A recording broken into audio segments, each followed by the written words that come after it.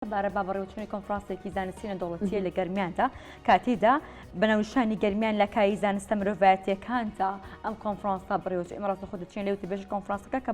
زۆر بەڕێ دکتۆر فازڵ محەممەدن بشڵتی ڕاستەخۆ لە کەلارۆ لەگەڵمان دەبن دکتۆر سڵاو لێ بێتبانیت باش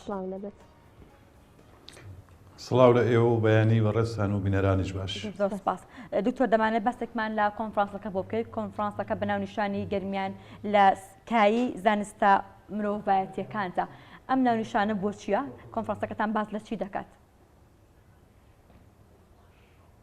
بەڵێ سپاس بۆ ئێوە. ئەمە چوارەمین کۆنفرانسی زانستی نێودەوڵەتیە کە لە زانکۆی گەرمیان بەڕێوە چێت. یەکەمین کۆنفرانسی زانستیە کە تایبەتە بە ناوچەی گەرمیان هەر وەک لە ناونیشان و دروشمەکەشمانە دیارە ئەم کۆنفرانسە تایبەتە بە زانستە مرۆڤایەتیەکان بە ئومێدی ئەوەی بتوانین لە چوارچێوەی ئەو توێژینەوانەی کە پێشکەش کراون خزمەتێکی زیاتر بە ناوچەی گەرمیان بکەین و شان بەشانی ئەو پێشکەوتانەی کە لە ناوچەی گەرمیانە بەڕێوە چێزانکۆت دەورێکی کاریگەری و ئەکادیمی هەبێت. باشە بە دیاریکراوی ئەو کەسانی کە بەشداریان لە کۆنفرانسەکە کردووە کێ بوون؟ ئایا مامۆستا یاخود توێژەری بیانی لە کۆنفرانسەکە بەشداریان کردو یاخود تەنها مامۆستا و توێژەرەکانی ناوخۆی هەرێمی کوردستان بوون؟ بەڵێ هەر وەک لە ناونیشانەکەیە دیارە کۆنفرانسەکە کۆنفرانسێکی زانستی نێودەوڵەتیە بە کۆی گشتی 84 پوختەی توێژینەوە گەیشتوتە دەستمان لە ناویاندا 62 توێژینەوە گەیشتووە 48 توێژینەوەیان پەسەند کراوە و 14 دانشیان پەسەند نەکراوە 16 توێژینەوەیان لە 16 پەیمانگا و زانکۆ بەشداریمان لەگەڵا کراوە 11 توێژینەوەیان لە دەرەوەی کوردستان هاتووە لە وڵاتەکانی تورکیا ئێران و ئیتالیاوە هاتوون. بەڵێ هەم توێژەرانی ناوخۆ و هەم توێژەرانی دەرەوەی وڵاتیش بەشداریان تیا کردووە هەروەکو وتم کۆنفرانسەکە زانستی نێودەوڵەتیە. بەڵێ ناونیشانی کۆنفرانسەکە گەرمیان لە سایی زانستە مرۆڤایەتیەکاندا دەمانێت بزانین تەورەکانی ناو کۆنفرانسەکە باز لە چی دەکات دەتانێت لە کۆنفرانسەکەتاندا کە ئەمڕۆ بەیانی دیارە بەردەوام دەبێت تش بخەنە سەر چی؟ بەڵێ هەر وەک بەڕێزت ئاماژت پێکرد ئێمە ئەمانەوێت لە بواری زانستە مرۆڤایەتیەکانە خزمەت بە ناوچەی گەرمیان بکەین ئەلبەتە ڕوونە ئەمە بەستمان لە بواری زانستە مرۆڤایەتیەکان بریتیە لە ئەو زانستانەی کە خزمەت بەلایەنی مرۆڤایەتی ئەکات هەوڵمانداوە هەمەڕەنگ و هەمەلایەنە بێت لە ناویاندا چەندین توێژینەوە لە بواری ئابووری مێژووناسی گەرمیان ناسی ئەو زانستانەی کە تایبەتن بە زانستی زمان لایەنی ئابووری لایەنی مێژووی واتە تەواوی بوو بابەتانەی کە پێشکەش کراون ڕاستە زانستی مرۆڤایەتین بەڵام وەکو وتمان تایبەتە بە ناوچەی گەرمیان و کللتوری گەرمیان و ئابوووریەکەی و پێگەی جوگرافی و چەندین توێژینەوەی تر کە خزمەت بە بواری کللتوری ناوچەی گەرمیان دەکات. باشە دکتۆر وەک لە سەرتا ئاماژت پێدا و هەروها ڕوونیشەکە ئەمە چوارەمین کۆنفرانسەکە ئەنجامێدەن چۆن بیر لەوە کراوە کە بۆ چوارەمی جار کۆنفرانسێکی لەم شێوەیە ئەنجام بدرێت بە تایبەت بۆ پەرەپێدانی ئەکادیمی و هەروەها ڕۆشنبیری گەرمیان ئەمە هیچ کاریگەریەکی لەسەر ئەم لایەنانی گەرمیان هەبووە بە تایبەت لە بواری ڕۆشنبیریەکەیەوە؟ بەڵێ گومانی تێدا نییە گەشەکردن و فراوانبوونی گەرمیان یعنی بەرچاوە گەرمیانێکێکە لەو پێگە جوگرافیانی هەرێمی کوردستان کە گەشەیەک و فراوانبوونێکی بەرچاو بەخۆی و ئەبینێ زان کۆش وەک ناوەندێکی ئەکادیمی بە ئەرکی خۆی زانی وەشان بەشانی ئەو گۆڕانکاریانی کە ڕوئەدا لە بواری ئەکادیمیەکەدا خزمەتێک بە ناوچەی گەرمیان بکە واتە مەبەستمان بۆ پێگە و جێدەستی زانکۆ دیار بێ و شان بەشانی لایەنەکانی تر هاوکار بۆ پێشخستن و زیاتر فراوانبوونی ناوچەی گەرمیان ژمارەی بەرچاو لە توێژینەوە لە کۆنفرانسەکەدا دیارە بەردەست بووە هەسەنگاندن بۆ توێژینەوەکانش دەکرێت وەکو بەڕێزیشتان باستان لەوە کە توێژینەوەکان سەر ئاسی ناوخۆ سەر ئاسی نێودەوڵەتی ئەنجام درراوە چ شتێکی گەرمیان لە توێژینەوەکەدا زۆر جێگەی سەرنج بووە چ زانیاریەک سەبارەت بە زانستە مرۆڤایەتیەکان لە گەرمیاندا لە توێژینەوەکەتاندا زۆرترین تشکی خراوەتە سەر؟ بەڵێ بڕاستی دوێنێ لە من بۆ خۆم لە یەکێک لە پانێڵەکان بەشدار بووم کە چەند توێژێرێکی ڕۆژهەڵات لە واتە لە بەشی ڕۆژهەڵاتی کوردستان لە ئێرانەوە هاتبوون هەندێک بابەتی ڕۆشنبیری و هونەریان پێشکەش کرد کە بەڕاستی مایی ئەوە بوو بایەخی زیاتری پێ بدرێت ئەویش بریتی بوو لە چەسپاندنی ئەو ڕاستیەی کە هەندێک هونەر کە بەڕاستی مۆرکی نەتەوایەتی پێوە دیارە بەڵام لانکی لە دایکبوونەکەی لە گەرمیانە بوو بە تایبەتی هونەری مۆسیقی بەڕاستی مایی تێڕامان بوو سەرەڕای ئەوەی کە جێگەی ئومێد و دڵخۆشی ئێمە بوو پێشکەشکردنی چەند توێژینەوەیەک بوو بۆ نمونە یەکێک لەو توێژینەوانەی کە بەڕێز پرۆفیسۆری یاریدەدەر دکتۆر ئەحمەد باوەڕ پێشکەشی کرد تایبەت بوو بە مێژووی دروستبوونی هیوا لە ناوچەکەدا کاوە بۆ خۆی جوڵانەوەیەکی سیاسی بۆ لە کاتی خۆیدا ئەوە و چەندین توێژینەوەی تر کە بەڕاستی چەندین لایەنی شاراوەی ناوچەی گەرمیانی خستە ڕوو و سەرەڕای ئاماژەکردن بە پێگەی ئابووری و کللتوری لە ناوچەی گەرمیاندا واتە ئەو توێژینەوانەی کە پێشکەشکرابوون سەرەڕای ئەوەی کە توێژینەوەیەکی زانستی بوون چەندین ڕاستیشی خستە ڕوو. باشە دکتۆر هەر لەسەر بابەتی توێژینەوەکە کە پێشکەش کرابووە کە زانین کە ژمارەیەکی زۆر توێژینەوە پێشکەش کرا بوو 48 توێژینەوە وەرگیرا و بەڵام 14یان ڕەت کرایەوە. هۆکاری ڕەتکردنەوەی ئەم توێژینەوانە چی بوو و کی هەڵسەنگاندنی بۆ توێژینەوەکانە کرد؟ بەڵێ وەک هەر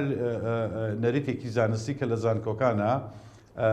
بەڕێوە ئەچێ ئەم کۆنفرانسە زانستیانەی ڕێژکەی زانستی خۆی بەرنادا واتە هەر توێژینەوەیە کە پێشکەشەکرێ هەڵسەنگاندنی زانستی بۆ دەکرێ بەلایەنی کەمەوە لەلایەن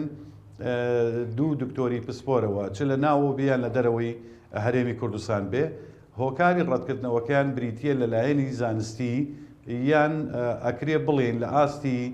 پێویستان نەبووە یان ئەو توێژینەوانەی کە تایبەت نەبوون واتە توێژینەوە هەبوو پێشکەش کراوە بەڵام لەگەڵ تەوەرەکانی کۆنفرانسەکەدا نەگونجاوە کەواتە بە دوو هۆکار ڕەفز کراوە یان هۆکاری زانستی بووە یان هۆکاری پەیوەند نەبوونی بوو بە تەوەرەکانی کۆنفرانسەکەەوە. بەڵێ ژمارەی بەرچاو لە کەسانی بیانی وەکو بەڕێز باس لەوکە لە توێژینەوەکەدا ڕۆڵیان هەبوو یاخود توێژینەوەیان هەبوو ئەوان چۆن توانیوانە کە زانیاری پێویست سەبارەت بە دۆخی گەرمە سەبارەت بە زانستە مرۆڤایەتەکانی گەرمە سەبارەت بە ڕۆژەی کە لە گەرمیاندا هەیە وەربگرن ئایا توێژینەوەکانی ئەوان قبول کراو بووە؟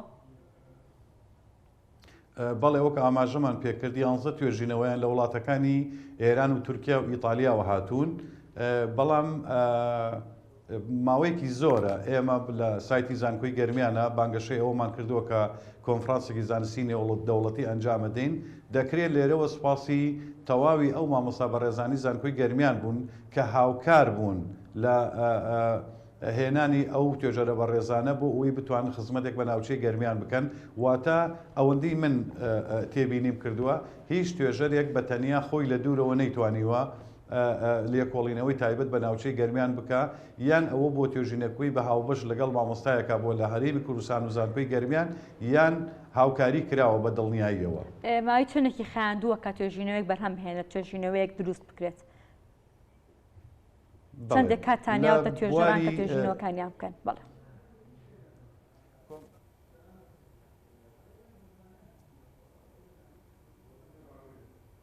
بەڵێ دکتۆر.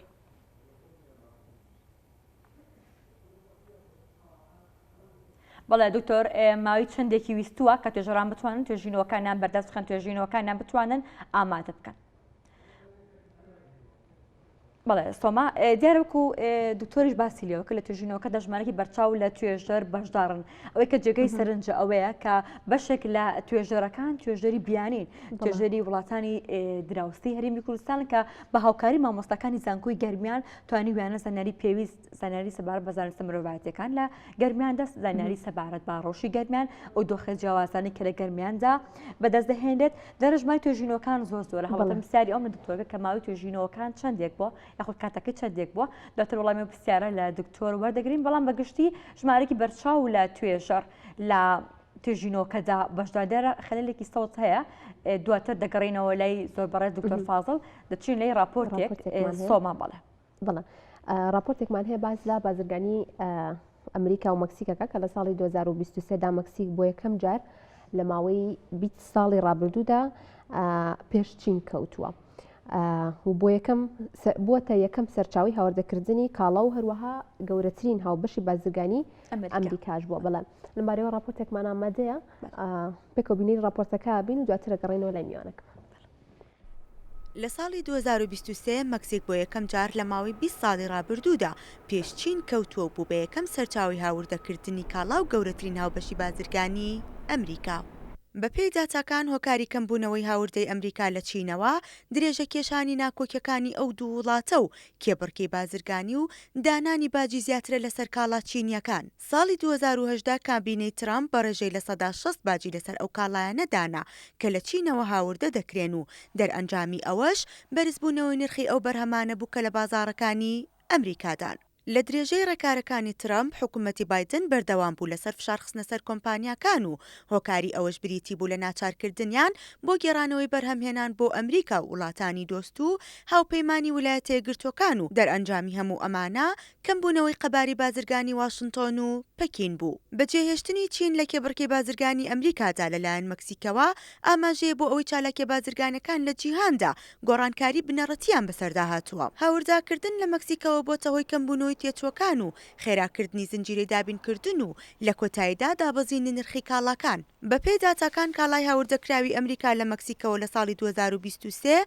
بەراورد بە ساڵی 2022 نزیکەی لە 108 زیادی کردووە بۆ سەرو 475 میلیارد دلار بەرزبوونەوەی تۆمار کردووە و هاوردە لە چینەوە لە هەمان کاتی دیاری کراودا بەڕێژەی لە 120 کەمی کردووە بۆ 427.2 میلیارد دلار دابەزینی بەخۆوە بینیوە و لە ڕیزبەندیەکەدا بە جیاوازیەکی کەم 1 پلە پێشکەنەدایە زیاتر لە یەک لە سەرسەی هاوردەی ئەمریکا واتە سەر و 3 تریلیۆن دلار لە وڵاتانی مەکسیک و چین و ئەمریکاوە دابین دەکرێت. بە پێی داتاکان شەڕی بازرگانی چین و ئەمریکا لە ساڵی 2018ەوە نزیکەی 195 میلیارد دلار تێچووی هەبووە بۆ ویلایەتە یەکگرتووەکان و بۆتە هۆی لە ناوچوونی 245,000 پیشە لە وڵاتەدا. بەڵێ دەگەڕێنەوە لای دکتۆر فازڵ میوانەکەمان لە کەلارەوە دیارە لە ئێستادا کێشەکەی چارەسەر بۆ دکتۆر سڵاو لێ بە دووبارە لە پرسیاری دۆمەوە دەست پێ دەکەمەوە ماوەی چندێکی ویستووە کە توێژینەوەیەک بەرهەم بهێنەوەتە چەندێک کات دراوە بە توێژەران بتوانن کە توێژینەوەکانیان بەرهەم بهێنەوە دواتریش ڕاستپاردەکانیان ڕادستی کێ دەکەن. بەڵێ ببوورە وازانم پێشتر وەڵامی ئەو پرسیارم داوە دەنگەکەم نەگەشت بوو ببوورە بەڵێ ئێمە نەگەشتووە. بەڵێ ناونشانی توێژینەوە ئەم بڵێن پەسەندکردنی توێژینەوەیەک بۆەوەی لەگەڵ ناوەڕۆکی کۆفرانسەکە بگونجێت بە دوو هیناتێ ئەپەڕێ بە دوو قۆناغەتی ئەپەڕێ. قۆناغی یەکەمان بریتە لە نردنی ناونشانی توێژینەوەکە لەگەڵ پوختەیەەکە بۆ ئەوەی بزانی لەگەڵ ناوەڕۆک و تەوەرەکانی کۆنفرانسا گونجەیاننا. قۆناغی دووەمیان بریتە لە نردنی تەواوی توێژینەوەکە و ڕادەستکردنی بە خەڵکانی پسپۆر لەو بوارەدا بۆی هەڵسەنگاندنی زانستی بۆ بکرێ بۆ بابەتی کاتەکە بەلایەنی کەمەوە کۆنفرانسێکی زانستی پێویستی بەوە هەیە توێژەران مۆڵەتی بەلایەن کەم و 4 مانگەن پێ بدرێ بۆی بتوانن کە توێژینەوەکانیان بنێردرێت پەسەند بکرێ یان پەسەند نەکرێ. ئەوەی کە ماوەتەوە بۆ پرسیاری دووەمت تەواوی ئەو توێژینەوانی کە لە پانێڵەکانی ئەم کۆنفرانسەدا پێشکەش ئەکرێت لە ژمارەیەکی تایبەتی گۆڤاری زانستی زانکۆی گەرمیانە بڵاو ئەکرێتەوە. دواتر ئومێ دەکەین لایەنی پەیوەندیدار و ئیداری گەرمیان کە دەکاتە هەموو دەستگا حکوومیەکان لە ڕوانگەی ئەو زانستانی کە پێشکەش کراون سوود بە ناوچەی گەرمیان بگەن و خەڵکی ناوچەکەش زیاتر سوودی لێ بێن و گەرمیان لە ئاستێکی بەرزتر و فراوانترا بناسرێن. بەڵێ دەرەنجامی توێژینەوەکانواتە توێژینانی کا پەسەند دەکرێت چیان بەسەردێت هیچ پرۆژێک هەیە بۆ کارکردن لە بوارانەدا کە توێژینەوەکانیان پەسەند کرا و بەکوی گشتی ئەنجامانی کۆنفرانس ئەکسپت کراوە. بەڵێ ئەو توێژینانەوەی کە پەسەند دەکرێت لە پانێڵەکانە هەندێکی پێشکەشەکرێت هەندێکیشی ڕەنگ هەیە بەهۆی زەرفێکی تایبەتی توێژەرەکەەوە نەتوانێت پێشکەش کرێت بەڵام وەکو وتم لە ژمارەیەکی تایبەتی گۆڤاری زانستی زانکۆی گەرمیانە بڵاوەکرێتەوە. هەموو توێژینەوەیەکیش لە کۆتاییە ڕاستپاردە و دەرەنجامی هەیە ئەکرێ هەر توێژینەوەیەک بەجیا مامەڵی لەگەڵا بکرێت لەسەر ڕۆشنایی ئەو ڕاستپاردە و پێشنیارانەی کە ئەو توێژەرانە پێشکەشیان کردو سوودی لێ ببیرێت. بەڵێ زۆر سپاس بۆ زۆر بەڕێ دکتۆر فازڵ محەممەد و تێبێژی کۆنفرانس سپاس بۆ تۆ سپاس بۆی کە لە بانی کورسانی نوێزدا لەگەڵمان بوویت.